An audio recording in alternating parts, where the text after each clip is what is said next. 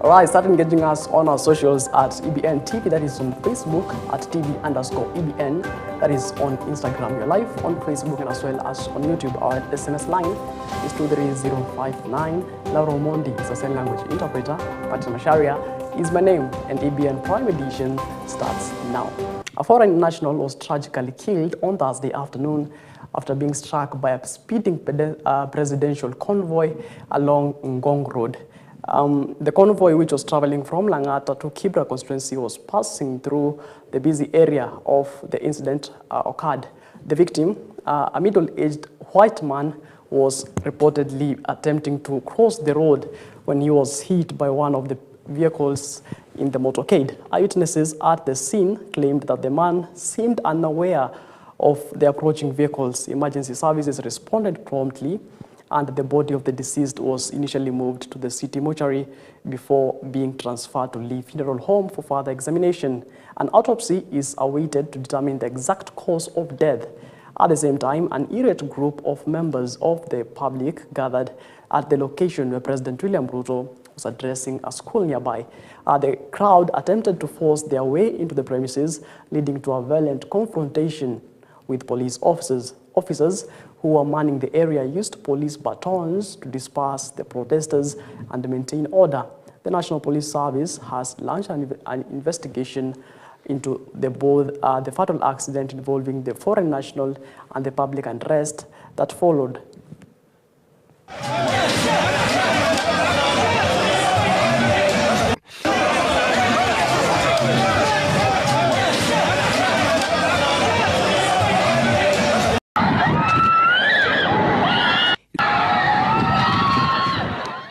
Right, in his fourth day of the Nairobi tour, President William Ruto visited the Langata constituency, including Kibra and other areas in the southern part of Nairobi. During his visit, he launched several projects aimed at improving education and providing affordable housing for both the residents. Accompanied by Langata Member of Parliament Felix Odiwuor, also known as Jalas, and Nairobi Governor Johnson Sakaja, the President announced the commencement of a major affordable housing initiative in Langata. This initiative aims to provide quality housing at affordable rates, ensuring that more people in Nairobi can access decent homes. Masomo ya watoto wetu ni ya muhimu sana. Sindio? Watoto wengi Nairobi hii hawana nafasi ya kutosha na hawana madarasa ya kutosha kusoma. Ndio kwa sababu hiyo watoto wengi Nairobi, karibu 1,000,000 bado wako katika ile inaitwa informal schools. Mahali masomo haijafikia kiwango serikali inangependa ifike hapo. Kwa hivyo nimekubaliana na hawa wabunge wetu wa Nairobi ya kwamba tutaongeza madarasa kuwapa nafasi watoto wa Nairobi wakiwemo wa Kibra ili wapate mahali pa kusoma pazuri. Vijana wengi hapa Kibra ambao hawajapata nafasi ya kujifunza taaluma yeyote, and we need to give them a chance.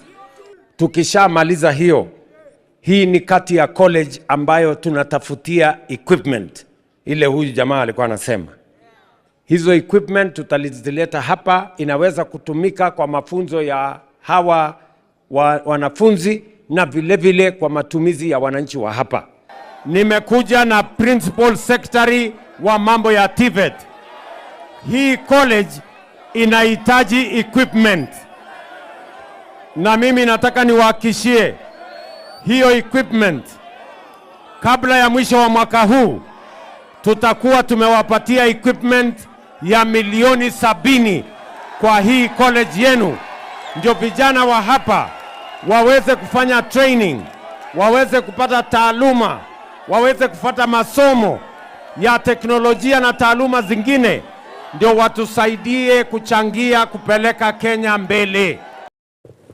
Right. At the same time, President William Ruto has pledged to elevate the living conditions in Kibra by constructing quality, affordable housing in a bid to transform the area and eliminate the stigma associated with informal settlements. Speaking during the launch of an affordable housing project in Langata, the President emphasized the government's commitment to providing safe and decent homes for residents in Nairobi underserved areas. The new initiative aims not to provide better housing, but also to revamp the entire landscape of Kibra, which has long been associated with overcrowding and inadequate infrastructure. President Ruto stated that the project will offer residents a chance to own homes that are both affordable and secure, ultimately improving their quality of life. Hii ujenzi haitakuwa ya wanaume peke yao, pia akina mama wa kupika, akina mama pia wanaweza fanya kazi ya mjengo, si ndio hiyo? Mwisho kabisa, I hope mmesikia vile rais amesema. Ukiona rais amekubaliana na Raila Amolo Odinga, ni kwa sababu ya kuleta amani Kenya yetu. The prerogative of unity in our country is immediate, it is necessary, it is for the future of our country. Si ndio hiyo? Nairobi kuna shida ya Mkikuyu tofauti na ya Mjaluo. Kuna njaa ya Waluya tofauti na ya Wakamba. We have more that unites us than divides us. Tukae kama watu moja Nairobi. Sawa sawa? Kwa mapenzi ya Mungu, hii Lang'ata hii Kibra hii tunaona leo ni slum. Hii tutaibadilisha kwa miaka 10 ama 15, hakutakuwa na slum tena hapa. Hapa kutakuwa ni mahali ambapo ni estate, mahali wananchi wanaishi, mahali kuna maji, kuna stima, kuna vyoo, kuna usafi, na mahali ambapo inatoshana na makao ya wananchi katika city ya Nairobi. Hii Lang'ata itawacha kuwa slum. Kibera itawacha kuwa slum. Itakuwa estate kama sehemu zingine za Kenya. Leo nimekuja kuanzisha ujenzi wa affordable housing hapa. Mimi nataka niwaambie watu wa Lang'ata hivi.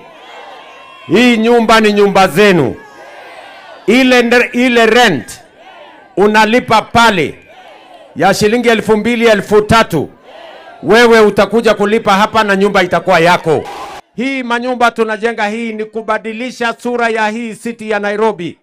Nairobi haiwezi kuendelea kuwa mahali ya takataka chafu ama sewage ama slums. Hii Nairobi ni capital city ya Kenya. We must transform the city of Nairobi so that it represents the face of the Republic of Kenya.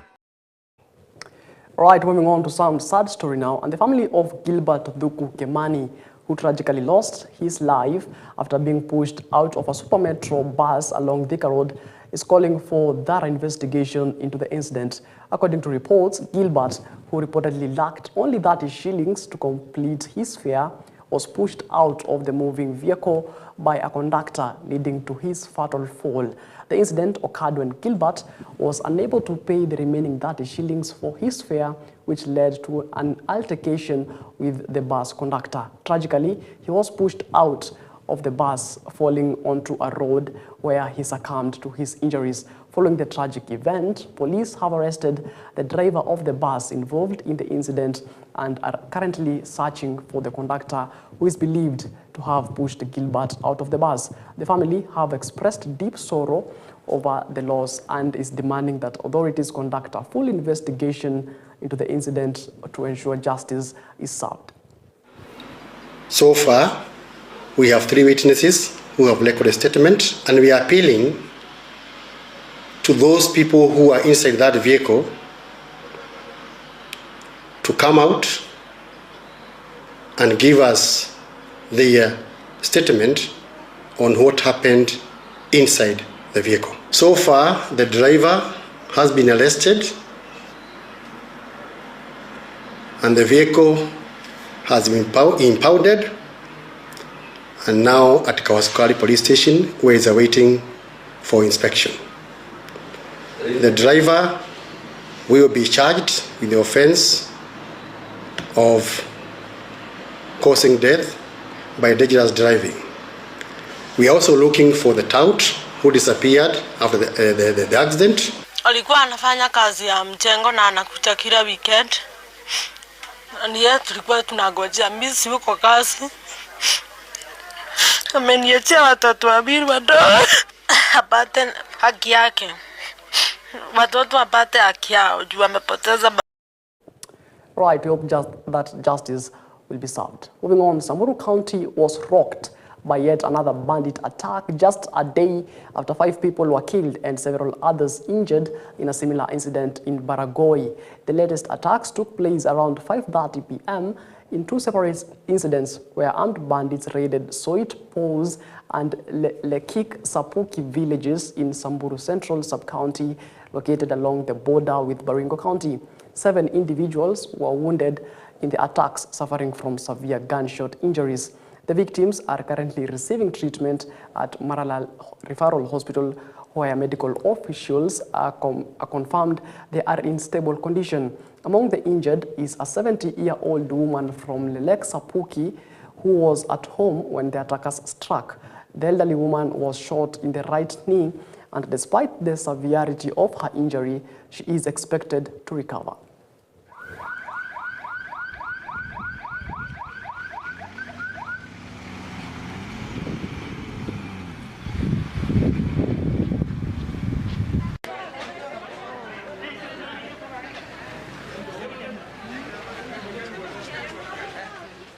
Right, more than 10 businesses were destroyed in a devastating fire at Limuru Bus Park in Kiambu County early Thursday morning, causing significant losses for local traders. The fire, which broke out at around 4 a.m., left many businesses owners with nothing but ashes, as the cause of the blaze remains undetermined. According to the victims, they were alerted that the fire and rushed to the scene, only to find that their attempts to put out the flames were unsuccessful. Fire engines arrived too late to contain the fire, which has sparked anger among local residents who feel that emergency response times need to be improved. Many of the affected business owners are now urging the Kiambu County government to increase the emergency disaster fund to assist those who have lost everything in the fire. Despite the widespread destruction, fortunately, no lives were lost in the incident.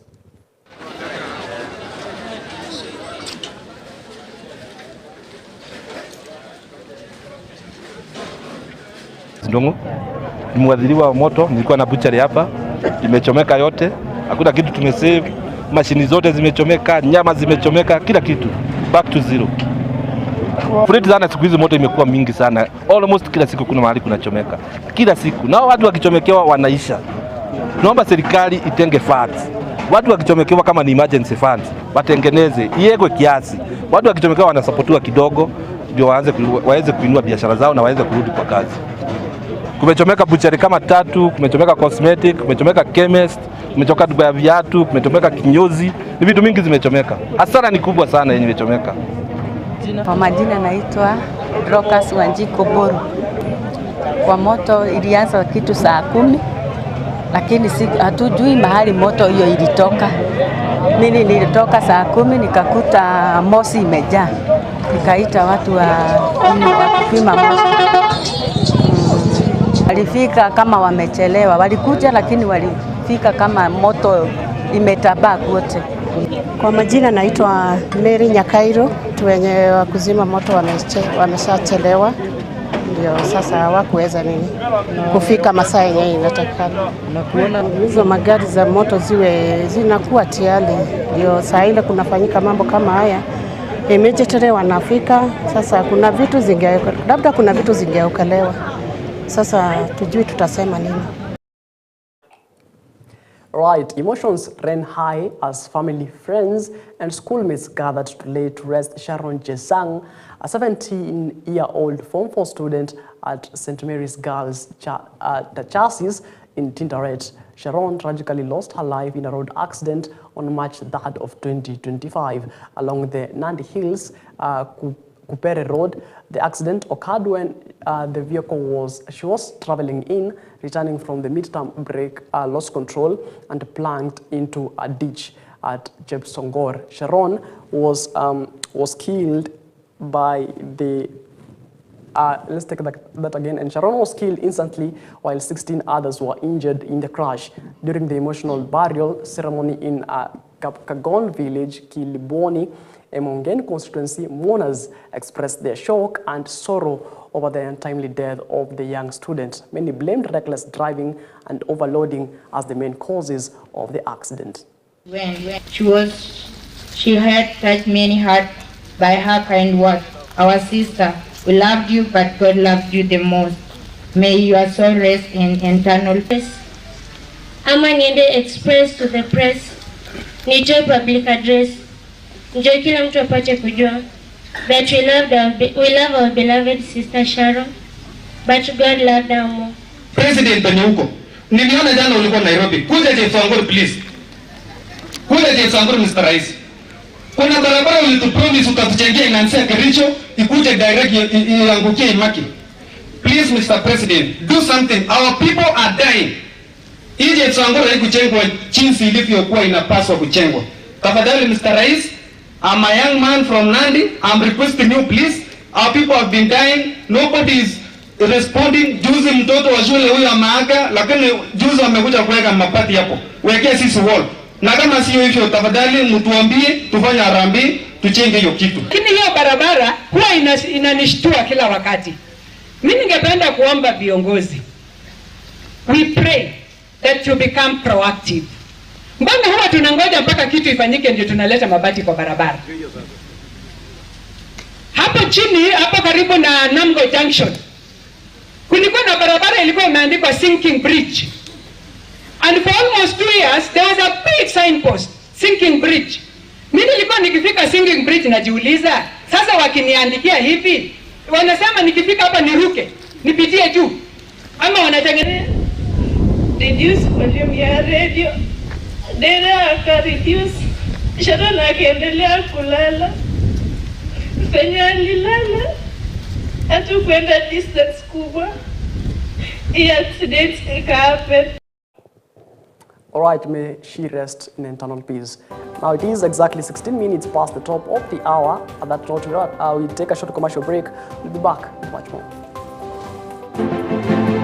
Provided specific details on the transaction, including the exact time it took place, further intensifying the scandal.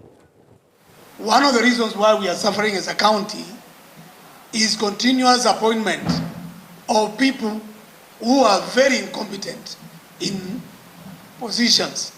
The point I'm raising is, Madam Speaker, I want you to order an investigation into the clerks. No, that's a different allegation.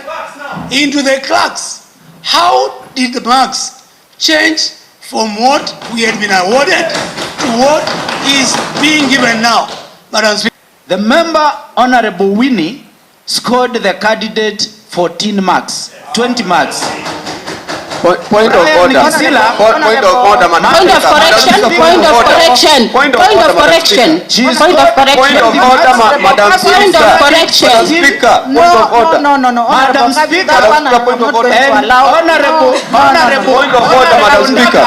Score the point of order. Already evidence here that 20,000 changed hands on behalf of the candidate from one person to the other. These allegations, Madam Speaker, must be taken seriously. We cannot proceed as if it was normal of facts. Because what the honorable member is saying are allegations. I am with my phone currently.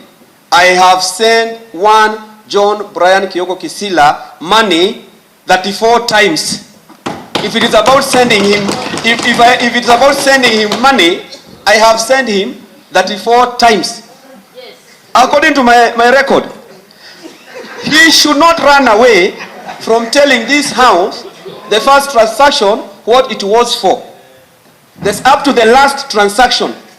And I agree with you, Madam Speaker. In the report, nothing has been said about me sending him money. He's introducing new details on a report that he signed to appear before this house. If he had that instruction, he would have brought it at the committee level where we would have discussed that. I direct that an investigation is conducted as to these allegations of money changing hands to coerce members to add marks, so that this house can be given the opinion, so that we can have the matter discussed by this house at length. All right, from Machakos County to Siaya, and Siaya Governor James Orengo has received strong support from local ODM party officials after facing criticism for his perceived silence on the recent signed cooperation agreement between President William Ruto and ODM leader Raila Odinga. Governor Orengo, who was notably absent during the signing of the pact, has come under scrutiny on social media. Critics have questioned his lack of public comment on the deal. However, Siaya County ODM officials led by branch chairman George Olo Okanda have come to his defense, explaining that the governor has expressed his support for the agreement privately and was fully in favor when Raila Odinga visited the county for consultative meetings. This is George Okanda, chairman of ODM Siaya. We are here with the sub-county chairman from the entire county. We are here because we want to support what our party leader Raila Odinga and William Samuel Ruto, the President of the Republic of Kenya, have come together to sign a memorandum of understanding to help the Kenya people and move the government forward. The party's main aim is to acquire power. And if you miss it and the party in power invites you to share power and do what you wanted to do for the public through that party, I don't see anything wrong with ODM collaborating with UDA to make life easier and ease the burden on Kenyan people. If the MOU can achieve that, we as ODM have no choice but to support what Baba and the President have done. Thank you. ODM Rarieda branch. On behalf of the Rarieda people, I want to tell you that we are fully behind the MOU between Raila Odinga and President Ruto. You all know where we are coming from. It all started with Gen Z movement. Gen Z movement was going to plunge this country into chaos because they wanted the government to fall, but they were leaderless. A country falling without a leader, the result is chaos. So Raila did not save Ruto, Raila saved the country, Kenya, and that should be noted. Second, all along Raila has been fighting for the benefit of Kenyan people. You can't benefit the people if you're outside. That is why we have been pushing Raila forward for the position of president. But if you lose that position and somebody who got it come to you and tell you, whatever your dreams are, can you come with him up so that you can also deliver to the people? Right, to matters education now, and teachers unions, that is KUPPET and NAT from Nandi County, have called on the government to provide adequate and timely funding for school operations, commonly known as capitation, to address the ongoing challenges faced by schools across the country. Speaking at the stakeholders meeting at Kapsabet Girls High School in Nandi County, union representatives highlighted that the current financial allocations for education are insufficient and have forced some schools to operate on loans. Several school heads who choose to remain anonymous revealed that the limited funds from the Ministry of Education have made it increasingly difficult to manage school activities, with one principal even resigning due to the financial strain. That delay in capitation will derail teaching, learning in most of our schools. Let the Ministry of Education release capitation on time, and let us stick to agreement. It was captured that in the first term, the money, 50% of the capitation should reach school, so that in second term we have 30%, and then finally in that term we have 20%. That has not been realized. Tunataka preparation, tunataka maandalizi mzuri ili next year wakati senior school inapata tunaanzisha, tuzikuwe na changamoto kama vile tumekuwa na changamoto wakati wa saizi. Pia lingine ambalo tunaomba ni kwamba yale mashule yale ya CBC ambayo ya kumalizika grade 9 kwa mashule zingine, hiyo mashule tunahitaji, kwa sababu kuna shule ambao wako na watoto wengi na wajapata usaidizi ya ujenzi huo. Sisi tumetoa ombi ya kwamba bunge letu tukufu lipitishe hoja la sessional paper namba 10 ili kuweza kutoa utaratibu huo na iweze kubuniwa kama sheria ili tuwe na usimamizi mzuri katika mashule yetu, kwa sababu wakati huu tuna shule ya msingi, kuna junior school na kuna senior school, na katika mapendekezo task force ilitupilia hiyo mbali na ikatoa tu viwango mbili, that is comprehensive school kutoka ECD mpaka grade 9 na kutoka grade 10 na kuendelea ni senior school. Kwa hivyo kama watarekebisha sehemu hiyo, usimamizi ya mashule yetu itaendelea vizuri na tutaweza kuendelea mzuri katika mfumo mpya ya elimu ya CBC. Right, Kisii County Assembly has finally passed the long-awaited gender mainstreaming policy, marking a significant milestone in the region's commitment to gender equality. The policy, which aims to address historical discrimination and promote inclusivity, was presented by the Youth, Sports and Gender Docket, receiving strong support from the county government executive and civil society organizations. Nominated MCAs Lillian Gore and Dolphin Buari, who were part of the policy's drafting team, expressed their excitement over the policy's passage. Gore emphasized that the policy would ensure gender considerations are integrated into the county's budgeting and allocation of funds, a major departure from previous practices that overlooked gender inclusivity.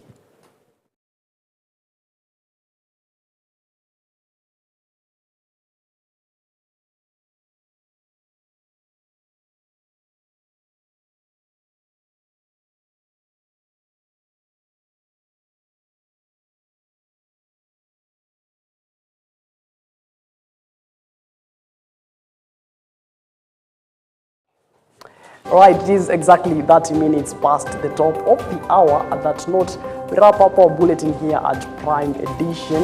And of course, let's meet again tomorrow in the morning as we take a look on what's happening in the nation in the program called The Drift. Laura Mondi has been our sign language interpreter. Martin Macharia is my name. Let's meet again, and God says we do.